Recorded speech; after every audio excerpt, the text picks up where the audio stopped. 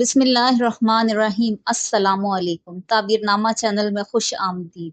آج ہم آپ کو بتائیں گے خواب میں کافور دیکھنے کی کیا تعبیر ہو۔ حضرت ابن سیرین رحمۃ اللہ علیہ فرماتے ہیں، خواب میں کافور نفس کو پاک کرنا، سیدھے رستے پر آنا اور راہ حق کے لیے کوئی کام کرنا ہے۔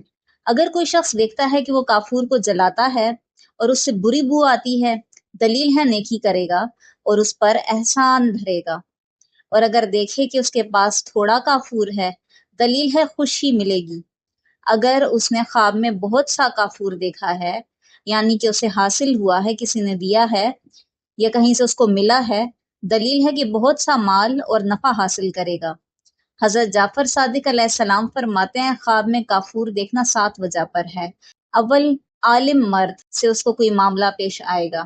دوم، کسی عورت سے کوئی واسطہ پڑے گا۔ سوم، کسی دوست کے ساتھ کچھ معاملہ پیش آئے گا، اس کو کوئی خوبصورت کنیز ملے گی یا مال ہاتھ آئے گا، یا پھر وہ اپنی تعریف سنے گا کسی کے منہ سے، یا اس کی کوئی خواہش پوری ہوگی۔